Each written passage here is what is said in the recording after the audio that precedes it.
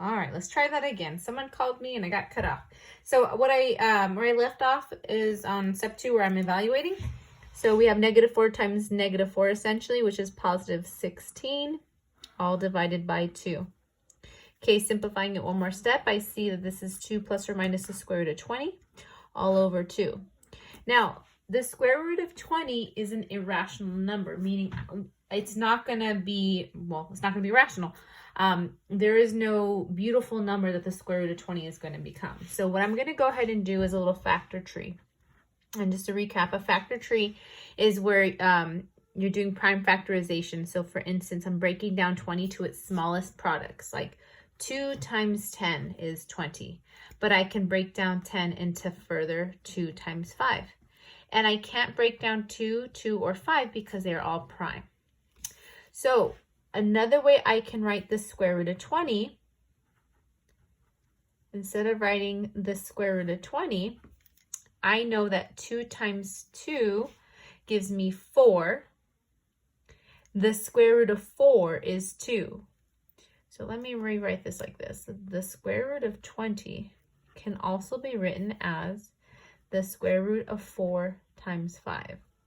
Okay, due to prime factorization. So this is 4 times 5. I know that the square root of 4 is 2. So it's like this 2 got freed from the radical, but the 5 must remain under the radical sign, okay? The answer is ugly, but we're getting towards the end of this problem here, and it is what it is. So let's simplify this. Can I divide 2 and 2 by the denominator 2? And in fact, I can. This ends up giving me 1 plus or minus 1 root 5. And again, the two ways I could write this is 1 plus the square root of 5 and 1 minus the square root of 5. Okay, both of these are the solution for this particular problem. It is very common to get answers that are not so pretty like these rational numbers up here. Okay, I'm gonna go ahead and continue a little bit faster here. My last 2 examples, there's a reason why I'm giving you so many examples here.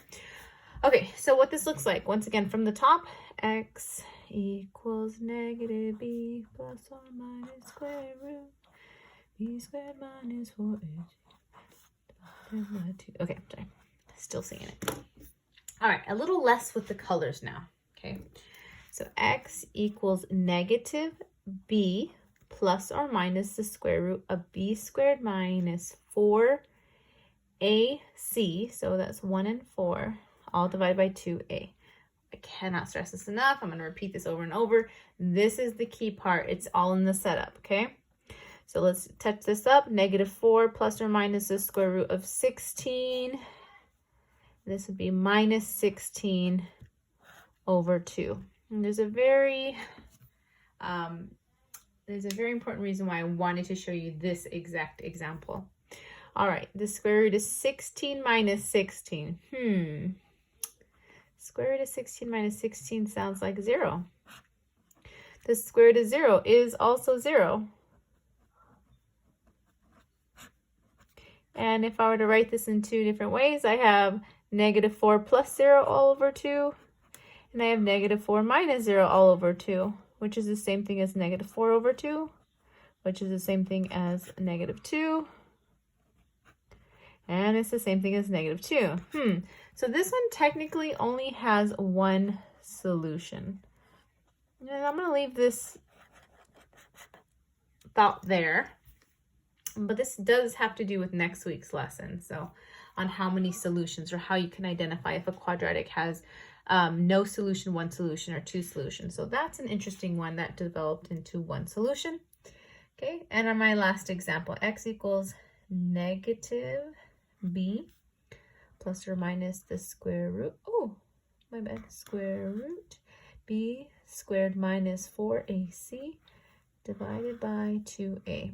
Again, I would not advise not using parentheses until you are in the very good habit of substituting in. So x equals -2 plus or minus the square root quantity of -2 squared minus 4ac divided by 2a. Okay, and this is our last example. And again, there's a good reason why I wanted to share this many examples with you. All right, the opposite of negative 2 is positive 2. Negative 2 quantity squared is 4.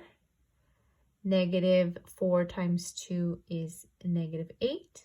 Negative 8 times 3 is negative 24. Again, I could have also done 6 times negative 4. Okay, all divided by 4. All right, simplifying this. Yet another step. We have 2 plus or minus the square root of negative 20 all over 4. All right, so the square root of negative 20. There's no number. There are no two numbers that I could multiply to get negative 20 together, and they're both being the perfect square. So for instance, a negative times a negative is a positive, and a positive times a positive is a positive. Therefore, this one is going to have no solutions. Super sad to do all that work, and we got no solutions. And the reason is you cannot have the square root of a negative number. You're going to see more likely in Algebra 2. This is called an imaginary. Let's put an imagined number for now. So imaginary number. Okay, we have to pretend that they exist. In our case, in Algebra 1, this would have no solutions. All right, so that concludes our notes. But oops, my bad. Okay, here. I do want to leave you with this note here. I want you to start looking for any kind of patterns to where you don't have to finish all the problems, and you can determine if it has one solution, no solution, or in these two examples, they both generated 2 solutions. So start looking at as to why or how you could spot how many solutions a quadratic would have before you even solve it, okay? However, today's emphasis is on how can you solve using the quadratic formula, okay? This would be a great day to Zoom. I would say Tuesday, Wednesday, Thursday of this week would be great days to Zoom.